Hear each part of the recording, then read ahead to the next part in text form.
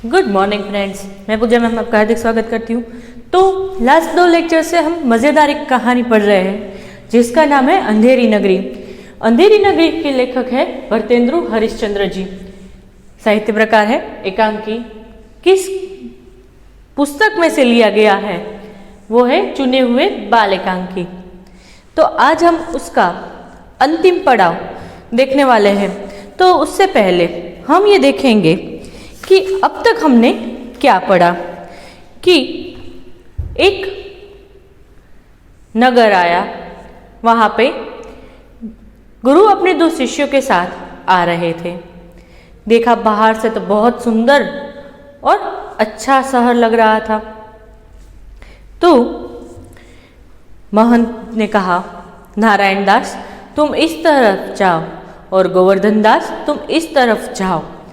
यदि अच्छी भिक्षा मिल जाए तो हमारा काम बन जाए। तो गोवर्धन दास भी जाता है और नारायण दास भी जाता है। गोवर्धन दास जाके वहाँ से कुछ कुंजड़ियन से, हलवाई से बातें करता है। तब पता चलता है कि इस शहर में तो सब टके शेर माने 1 पैसे में मिलता है। टके शेर भाजी, टके शेर खाजा, मतलब मिठाई भी 1 रुपये में और सब्जी भी 1 रुपये में, जो चाहिए वो 1 रुपये में मिलेगा। तो गोवर्धन दास को तो बड़ा मजा आया। उसने 3.5 सेर मिठाई मोल ली थी। फिर वो महंत के पास आ रहा था। महंत के पास आया तो उसको पता चला। महंत ने पूछा कि तुम भिक्षा में क्या लाए। तब गोवर्धन दास ने कहा कि मैं तो 3.5 सेर मिठाई लेके आया। तब महंत कहते हैं कि मुझे पता है, नारायण दास ने भी मुझे कहा था कि यहाँ पे सब टके शेर भाजी और टके शेर खाजा मिलता है। ऐसी नगरी का नाम क्या है कि अंधेर नगरी, और राजा का नाम क्या है कि चौपट राजा। अंधेर नगरी, चौपट राजा, टके शेर भाजी, टके शेर खाजा। तो बोले कि इस शहर में मुझे एक क्षण भी नहीं रुकना है। तो गोवर्धन दास कहता है कि इसमें क्या अरज है, मैं तो इसी गांव में रहूँगा, मैं इसी शहर में रहूँगा। हर रोज़ कितनी दूर चल के हमें पूरे दिन भिक्षा मांगे तो पूरे दिन का अनाज मिले या ना मिले, यहाँ तो थोड़े से मांगने में ही हमें अच्छा मिल जाता है। तो महंत तो चले जाते हैं और कहते जाते कि जब कभी तुम मुसीबत में पड़ो तो मुझे ज़रूर याद करना। और महंत और नारायण दास वहाँ से चले जाते हैं और गोवर्धन दास अंधेरी नगरी में रह जाता है। तो यह था पहला दृश्य। दूसरा दृश्य था जो है राजा का दरबार भरा हुआ है और एक फरियादी आता है और कहता है कि कल्लू बनिए की दीवार गिरने से मेरी बकरी दबकर मर गई। तो उसमें हमने देखा था कल्लू बनिया ने किस पर, कारीगर पर, कारीगर ने चूने वाले पर, चूने वाले ने भिस्ती पर कसूर डाल दिया था कि इसमें मेरा कोई कसूर नहीं है। चूने वाले ने इतना चूना पतला बनाया कि दीवार गिर गई। फिर चूने वाले ने बोला कि भिस्ती ने इतनी बड़ी मशक दे दी कि पानी ज़्यादा आ गया। तो यहाँ तक हमने पढ़ा था। अब आगे बढ़ना है कि अब भिस्ती ने किस पर, भिस्ती ने भी कसाई पर आरोप डाला है। कहा है, महाराज गुलाम का कोई कसूर नहीं है, कसाई ने मशक इतनी बड़ी बना दी थी कि उसमें पानी ज़्यादा आ गया। देखो मशक में हमने देखा था कि चमड़े का थैला जिसमें पानी भरा जाता है। और राजा, यहाँ से हमारा चैप्टर बाकी है। राजा, अच्छा भिस्ती को निकालो, कसाई को लाओ। नौकर भिस्ती को निकालते हैं और कसाई को लाते हैं। भिस्ती को भी रिहा किया जाता है। कहा जाता है कि उसमें कोई दो राय नहीं कि इसने कुछ नहीं किया है, अब इसको भी छोड़ दो और कसाई को पकड़ के लाओ। महाराज क्यों रे कसाई, तूने इतनी बड़ी मशक क्यों बनाई? कसाई, महाराज, गडेरिये ने टके की ऐसी भेड़ मेरे हाथ बेची कि मशक बड़ी बन गई। अब गडेरिया,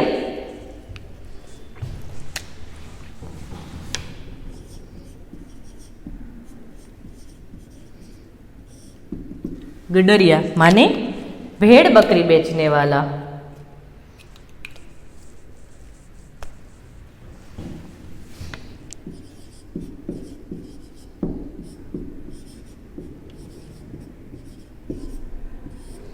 भेड़ बकरी चराने वाला।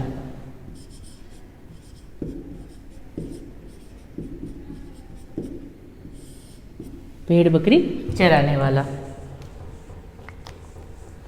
तो कसाई क्या होता है? कसाई होता है पशु को मारकर मांस बेचने वाला। तो अब जो गडरिया है, जब वो भेड़ बकरी या दूध देना बंद कर देती तो वो उसको बेच देता है। तो तब वो सब बेचकर ये कसाई लोग उसको काटकर मांस बेचते हैं। तो यहाँ पे ये कहा गया है कि गडरिये ने कहा कि यहाँ पे कसाई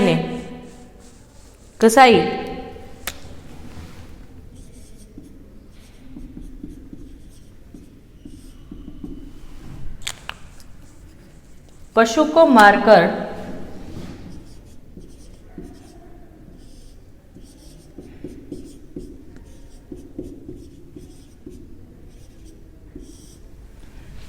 मारकर मांस बेचने वाला।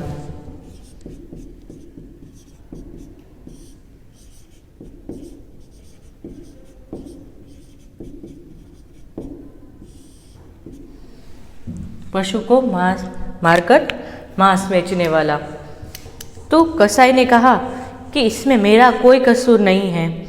जो गडरिया है, जो भेड़ बकरी चराने वाला है, उसने ही मुझे इतनी बड़ी भेड़ दे दी थी कि मशक बड़ी बन गई।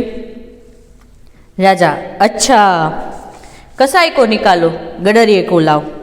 अब क्या कहते हैं कि कसाई को भी जाने दो, कसाई का भी कोई कसूर नहीं है, गडरिये को लाओ, गडरिये का कसूर है। कसाई निकाला जाता है और गडरिया लाया जाता है। क्यों रे गडरिये, ऐसी बड़ी भेड़ क्यों बेची? महाराज, उधर से कोतवाल की सवारी आई, भीड़ भाड़ के कारण मैंने छोटी बड़ी भेड़ का ख्याल नहीं किया, मेरा कुछ कसूर नहीं है। कोतवाल,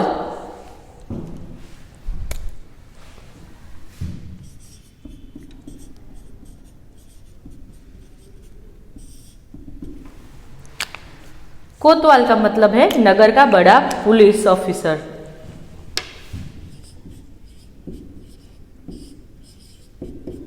नगर का बड़ा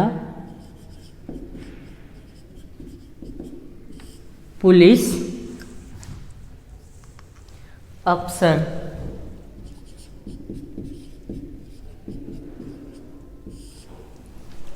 नगर का बड़ा पुलिस अफसर, जिसके अधीन वहां के थाने होते हैं।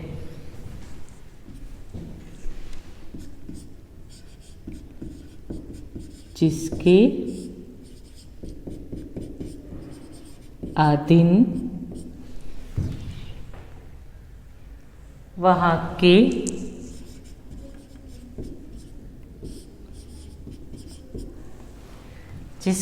वहां के थाने होते हैं।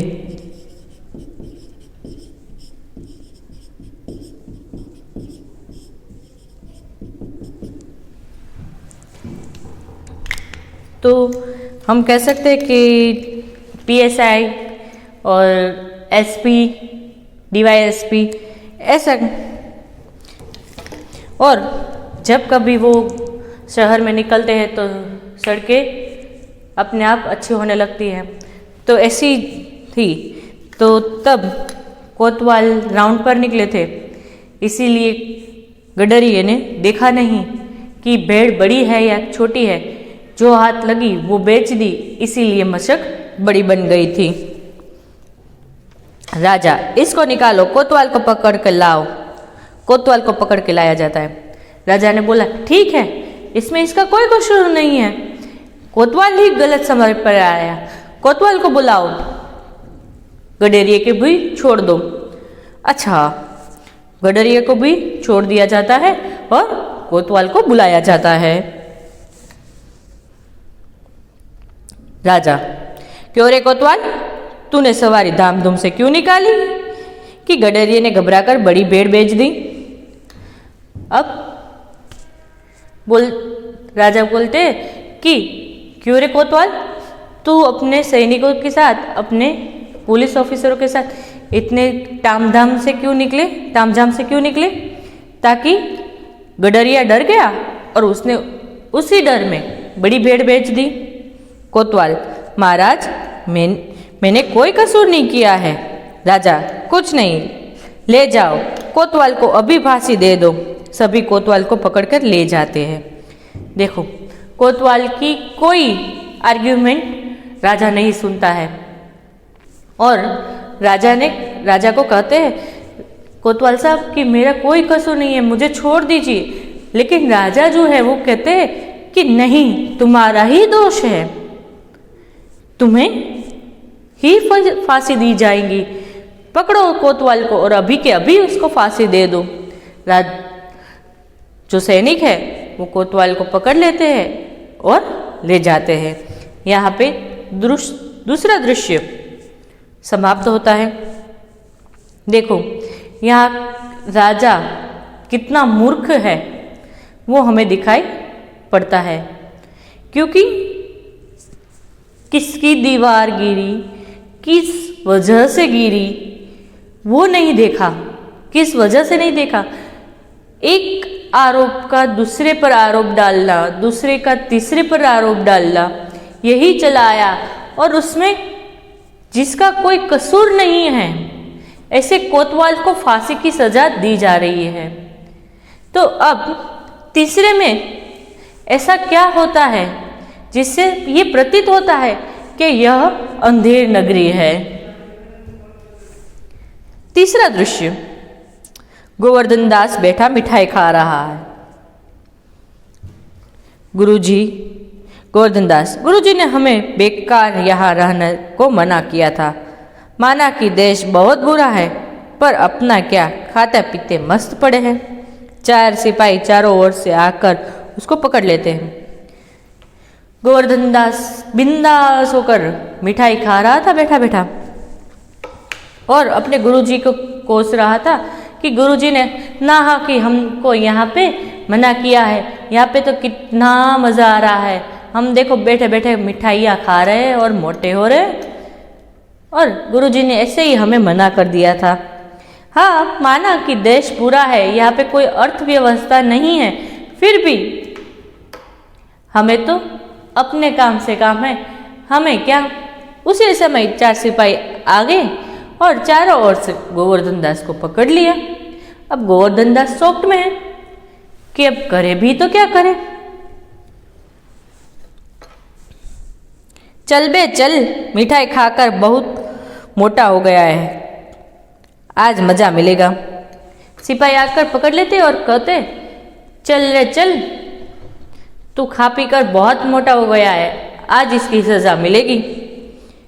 गोवर्धन दास घबरा पड़कर, अरे यह आफत कहाँ से आई?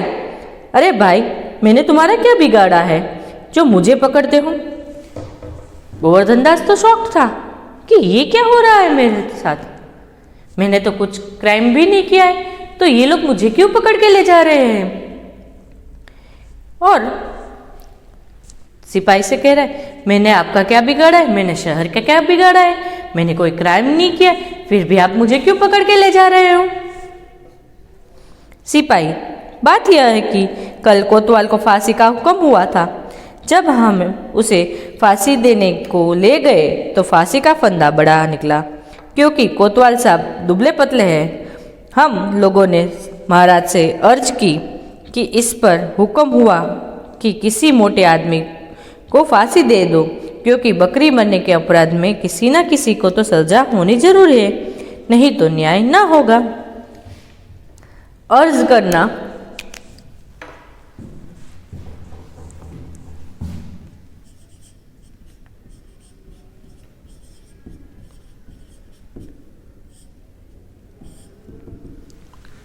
अर्ज करना, निवेदन करना,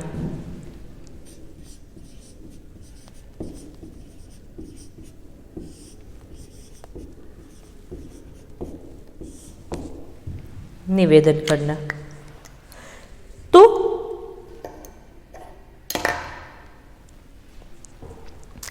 सिपाहियों ने कारण बताया कि हमने दूसरे दृश्य में देखा था ना कि राजा ने कोतवाल को फांसी की सजा दी, तो अब उसको फांसी के फंदे पर ले जा रहे थे, तब फांसी का फंदा उसे गले में डाला तो वो बहुत बड़ा निकला। कोतवाल साहब थे दुबले पतले, साइज 0, तो वो तो फंदा बड़ा निकला, अब उसको फांसी कैसे दे।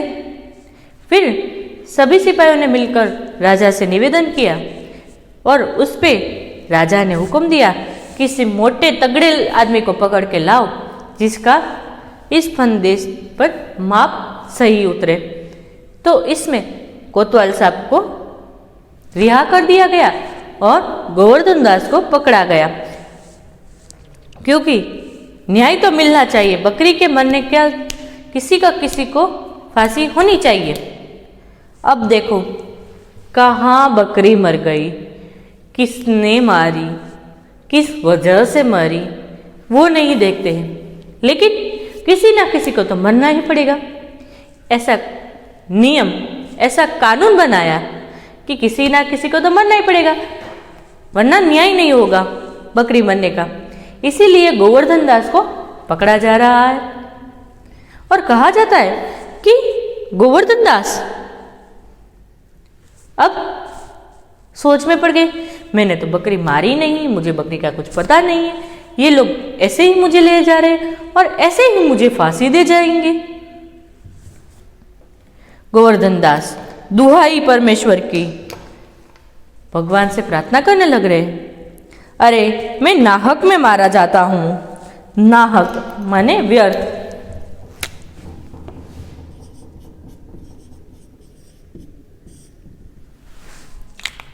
माने व्यर्थ।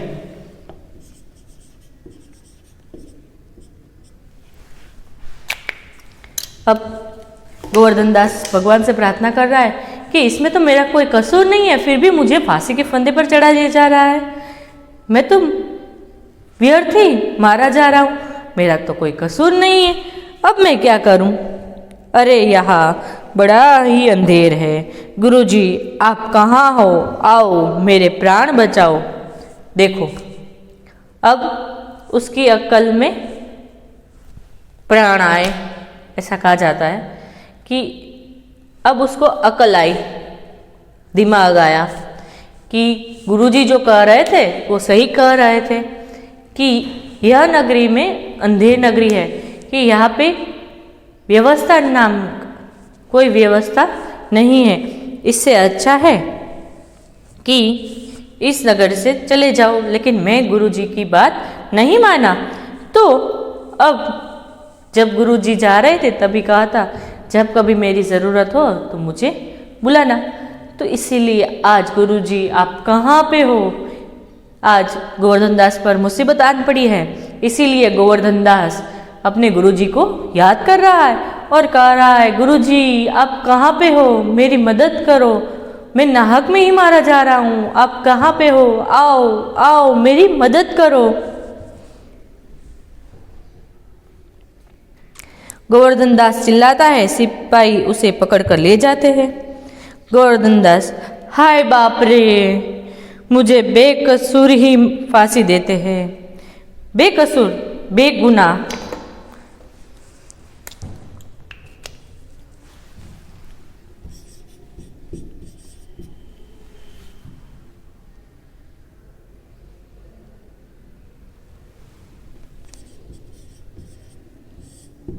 बेकसूर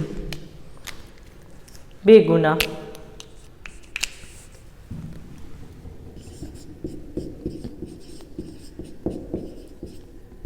तो अब क्या कहते, गोवर्धन दास चिल्लाता है, गुरुजी बचाओ बचाओ, और सिपाही यहाँ पे लेके जा रहे हैं।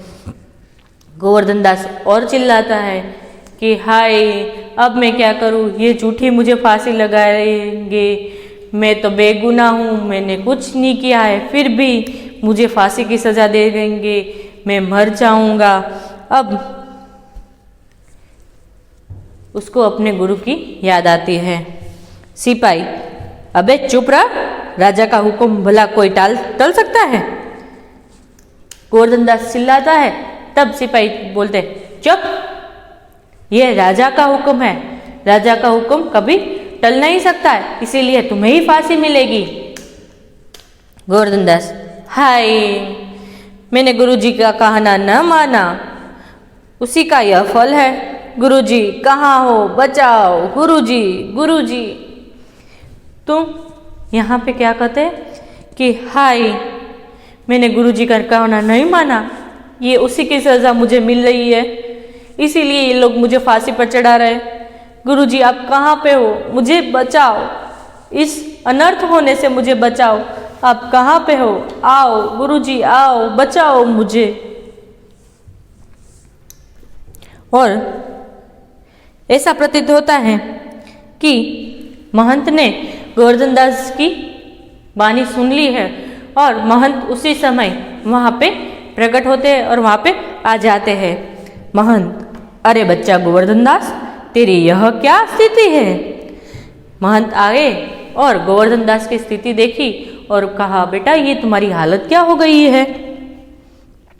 गोवर्धन दास हाथ जोड़कर, गुरुजी दीवार के नीचे बकरी दबकर मर गई, जिसके लिए मुझे फांसी दी जा रही है, गुरुजी बचाओ बचाओ। तो गोवर्धन दास कहता है, अपने गुरुजी के पास एक्सप्लेन करता है कि मैंने तो कुछ नहीं किया है, किसी की बकरी दबकर मर गई है और उसकी सजा मुझे मिल रही है और मुझे फांसी पर चढ़ाया जा रहा है। महंत, कोई चिंता नहीं, भौवें चढ़ाकर सिपाहियों से, सुनो, मुझे अपने शिष्य को अंतिम उपदेश देने दो। तभी ये सारी बातें सुनकर महंत कहते हैं, तू चिंता मत कर, मैं हूं ना। और गुस्से में आकर हम गुस्से में आ जाते हैं तो हमारी ये भौवें माने आईब्रोस तंग हो जाती है, ऐसे हो जाती है। तो कहते हैं कि भौवें चढ़ाकर कहते हैं सिपाहियों से, मुझे अपने शिष्य को अंतिम उपदेश देने दो, यहाँ से आप दूर जाओ। सिपाही उसे थोड़ी देर के लिए छोड़ देते हैं। गुरुजी चेले के कान में कुछ समझाते हैं। सिपाही थोड़े दूर चले जाते हैं और गुरुजी अपने चेले को माने कि गोवर्धन दास को कान में कुछ शिक्षा देते हैं, कुछ आइडिया देते हैं कि जिस प्रकार से गोवर्धन दास फांसी चढ़ने से बच जाए। महंत, नहीं बच्चा, हम बूढ़े हैं, हमको चढ़ने दो। तभी कान में बताने के बाद महंत थोड़ी जोर से बोलते हैं, नहीं बच्चा, हम बूढ़े हैं, हम चढ़ेंगे। मतलब कि मैं वृद्ध हो चुका हूँ, बूढ़ा हो चुका हूँ, इसीलिए फांसी मैं चढ़ूंगा। इस प्रकार दोनों में बहस करते हैं। सिपाही परस्पर चकित होते हैं। राजा, मंत्री और कोतवाल आते हैं। देखो, अब गुरु शिष्य में बहस हो रही है। ये उनके प्लान का एक जरिया था कि दोनों के बात हो रही थी और दोनों ने कहा, आपस में डिस्कशन चल रही है, आर्ग्यूमेंट चल रहे हैं कि नहीं मैं फांसी चढ़ूंगा, बोल रहे हैं मैं फांसी चढ़ूंगा। इसी समय वहां पे कौन कौन आते हैं कि राजा, मंत्री और कोतवाल तीनों वहां पे आ जाते हैं। और राजा सिपाहियों से पूछते हैं, यह क्या गोलमाल है? कहते हैं कि ये सब क्या चल रहा है, ये गुरु शिष्य क्यों बहस कर रहे हैं, क्या मंजरा है, क्या मंजला है? सिपाही, महाराज, चेला कहता है मैं फांसी चढ़ूंगा, गुरु कहता है मैं चढ़ूंगा, कुछ मालूम नहीं पड़ता कि क्या बात है। तब सिपाही राजा को एक्सप्लेन करते हैं कि दोनों में यह बहस चल रही है कि फांसी मैं चढ़ूंगा और फांसी मैं चढ़ूंगा। गुरु कहते हैं मैं फांसी चढ़ूंगा, शिष्य कहता है नहीं मैं चढ़ूंगा। इन दोनों के बीच में यह बहस हो रही है। पता नहीं यह बहस क्यों कर रहे हैं। राजा गुरु से बाबा जी बोलो आप फांसी क्यों चढ़ना चाहते हो। तभी राजा इन दोनों की बहस में बीच में आते हैं और कहते हैं बाबा जी माने गुरु जी आप क्यों फांसी चढ़ने चाहते हो। महंत राजा इस समय ऐसी शुभ घड़ी है, घड़ी में जो मरा सीधा स्वर्ग जाएगा। देखो महंत को क्या आइडिया सूझा था कि पता है ये अंधेर नगरी है, कोई सोचने वाला नहीं है, दिमाग नहीं है, तो उसने ये कहा कि ये घड़ी ऐसी है कि इस घड़ी पर जो मरा वो सीधा स्वर्ग जाएगा, इसीलिए मुझे मरना है। मंत्री तब तो हम फांसी चढ़ेंगे। देखो सिर्फ राजा नहीं उनकी प्रजा भी ऐसी ही हो चुकी है, इसीलिए मंत्री ने कहा नहीं तो गोवर्धन दास अब नहीं चढ़ेगा, अब तो हम चढ़ेंगे फांसी पर। गोवर्धन दास नहीं हमको हुक्म हुआ है। तब गोवर्धन दास भी कहता है नहीं मुझे हुक्म हुआ है तो मैं ही चढ़ूंगा, तुम्हें नहीं चढ़ना है क्योंकि हमको दोषी दिया गया है।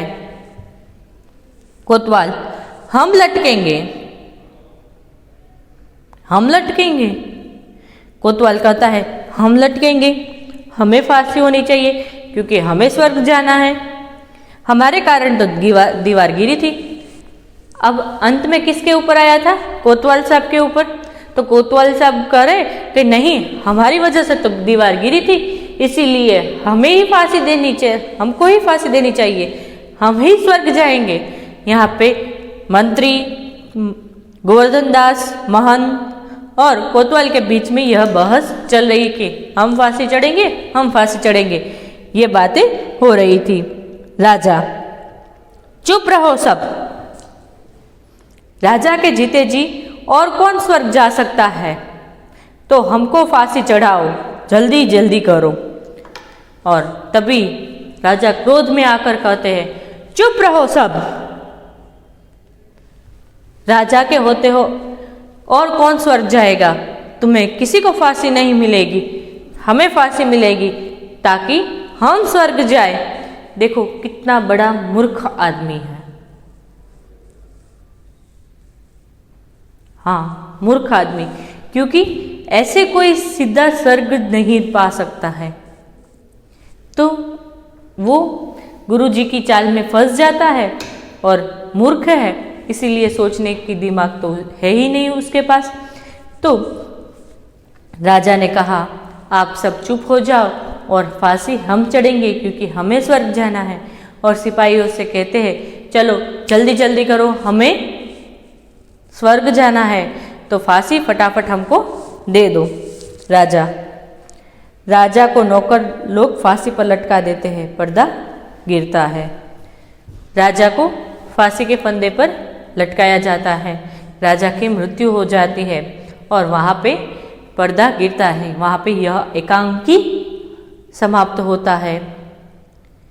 देखो कितना नासमझ बेवकूफ कहा जाता है, कहा जा सकता है कि इतना कोई बेवकूफ हो सकता है क्या कि किसी के कहने पर हम फांसी पर चढ़ जाएं। हमें किसी की बात पर इतना विश्वास नहीं करना चाहिए।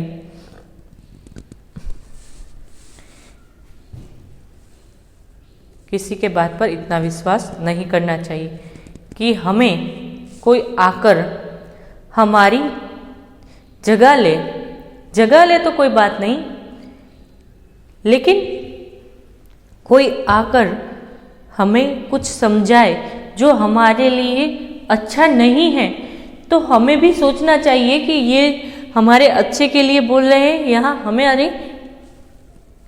हमारे अनुचित के लिए बोल रहे हैं। जो हमारे उचित के कारण बोलते हैं तो हमें उस पथ पर चलना चाहिए। हमारे अनुचित के लिए बोल रहे हैं तो हमें उस पथ पर चलना नहीं चाहिए, लेकिन उसके लिए हमारे पास दिमाग होना चाहिए। गुजराती में कहावत है, चढ़ाव धनेड़ू न थवाय। किसी के चढ़ावे पर, बहकावे पर हमें आना नहीं चाहिए। हमें हमारी समझदारी से ही काम करना चाहिए। तो अब हम क्वेश्चन आंसर की ओर बढ़ेंगे कि महंत ने नगर की असलियत जानने पर क्या फैसला किया। महंत ने नगर की असलियत जानकर वहां क्षण भर भी न रहने का निर्णय किया। अंधेरी नगरी में बाजी और खाजा किस भाव से बिकता था। अंधेरी नगरी में बाजी और खाजा टकेशेर भाव बिकता था। कसाई ने भेड़ किससे मोल ली थी। कसाई ने भेड़ गडरिये से मोल ली थी। महंत ने गोवर्धन दास को क्या सलाह दी थी। महंत ने गोवर्धन दास को उस नगर में न रहने की सलाह दी थी जहां टकेशेर बाजी और टकेशेर खाजा मिलता हो। राजा फांसी चढ़ने को क्यों तैयार हो गए। राजा फांसी चढ़ने के लिए क्यों तैयार हो गए, क्योंकि महंत ने कहा था कि उस समय ऐसी घड़ी है जो मरा वो सीधा स्वर्ग जाएगा, इसीलिए राजा फांसी चढ़ने को तैयार हो जाते हैं। गोवर्धन दास ने खुश होकर अंधेरी नगरी में ही रहने का फैसला क्यों किया। गोवर्धन दास ने महंत जैसी दूरदृष्टि नहीं थी। गोवर्धन दास में महंत जैसी दूरदृष्टि नहीं थी। उसे बस अपना पेट भरने की चिंता रहती थी। अंधेरी नगरी में टकेशेर मिठाई मिलती थी। गोवर्धन दास को मिठाई खाने का शौक था। अंधेरी नगरी में रहकर वह कम पैसे में भी पेट भर मिठाई खा सकता था, इसीलिए अंधेरी नगरी में वो रहने का फैसला किया। बकरी की मौत के लिए किस किस को अपराधी ठहराया गया। राजा ने किसे किसे और क्यों फांसी चढ़ाने का फैसला किया। तो बकरी की मौत के लिए कल्लू बनिए, दीवार बनाने वाले कारीगर, चूने वाले, भिस्ती, कसाई, गडरिये और कोतवाल को अपराधी ठहराया गया। अंत में राजा ने कोतवाल को फांसी पर चढ़ाने का फैसला किया। गोवर्धन दास पर पछताने की बारी क्यों आ गई। गुरु महंत का कहना न मानकर गोवर्धन दास ने अंधेरी नगरी में ही रहने का निर्णय किया था। उसने सोचा कि कम खर्च में ही अधिक मजे के साथ वही रह सकता है, परंतु जब दुबले पतले होने के कारण कोतवाल फांसी से बच गए, तब सिपाहियों ने गोवर्धन दास को पकड़ा। सिपाहियों का न्याय अन्याय तथा दोषी और निर्दोषी की परवाह नहीं थी। उन्हें तो फांसी पर चढ़ने लायक व्यक्ति की जरूरत थी। उनके द्वारा पकड़े जाने पर गोवर्धन दास को पछताने की बारी आई। महंत गोवर्धन दास की जान बचाने में कैसे सफल हो गए। जब गोवर्धन दास को फांसी पर चढ़ाया जाने वाला था, तभी उसके गुरु महंत जी वहां पहुंच गए। गुरु ने शिष्य के कान में कुछ कहा और फिर गुरु शिष्य फांसी पर चढ़ने के लिए आपस में हुज्जत करने लगे, माने कि बहस करने लगे। इससे सिपाही चकित हो गए। राजा, मंत्री और कोतवाल भी वहां पहुंच गए। पूछने पर महंत ने बताया कि उस मुहूर्त में फांसी चढ़ने वाला सीधा स्वर्ग जाएगा। स्वर्ग की लालच में चौपट राजा खुद ही फांसी पर चढ़ गया। इस प्रकार गोवर्धन दास की जान बचाने में महंत सफल हो गए। पाठ को अंधेरी नगरी शीर्षक क्यों दिया गया।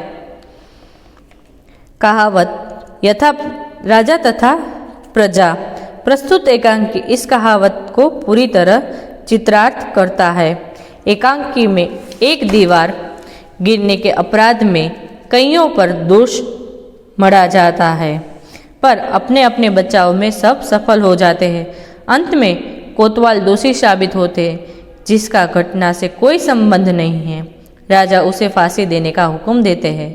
कोतवाल की पतली गर्दन फांसी के बड़े फंदे को लायक नहीं थी, इसीलिए मोटे ताजे गोवर्धन दास को पकड़ा जाता है। अंत में महंत की चतुराई से राजा स्वयं फांसी पर चढ़ जाता है। इसीलिए इस कहानी को अंधेरी नगरी शीर्षक दिया गया है। तो आश्रय स्पष्ट कीजिए, सही शब्द चुनकर वाक्य पूर्ण कीजिए। शब्द समूह के लिए एक शब्द वो आपको क्लास लेक्चर में ही होमवर्क में दिया गया था। तो आज तो थोड़ा सा ही होमवर्क है, तो वो तो आप सब आराम से कर लेंगे।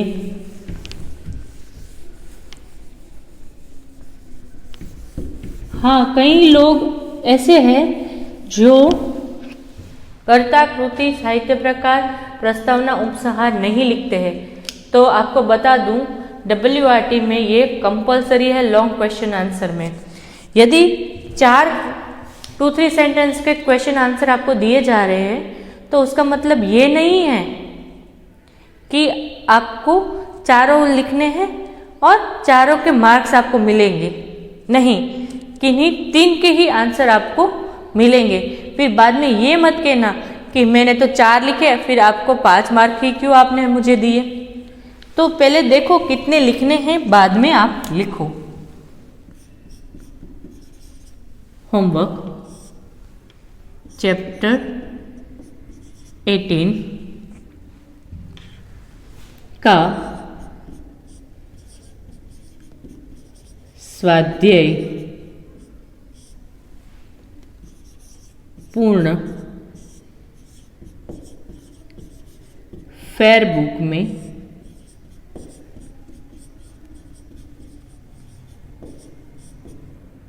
लिखे। तो यहाँ पे कहा गया है कि स्वाध्याय पूर्ण फेयर बुक में लिखे। यहाँ पे भी मुझे फोन आएंगे कि क्वेश्चन 3, 4 और 5 आपने तो पहले ही दे दिए हैं, तो वो हमें फिर से लिखने हैं। नहीं, आपको सिर्फ क्वेश्चन 1 और 2 ही होमवर्क में लिखने हैं। जो क्वेश्चन आंसर है वो ही आपको लिखने हैं। तो आशा है कि आपको ये चैप्टर में आनंद आया होगा। नेक्स्ट चैप्टर भी बहुत ही बढ़िया है, उसमें भी आपको मज़ा आएगा। तो आज के लिए मुझे आज्ञा दीजिए, मिलेंगे हम नेक्स्ट लेक्चर में। तब तक के लिए आज्ञा दीजिए। बाय, गुड बाय एंड याद रखिए, आप अपनी सोच पर ही जिए, किसी और की सोच पर मत जीना। यही उपदेश के साथ बाय।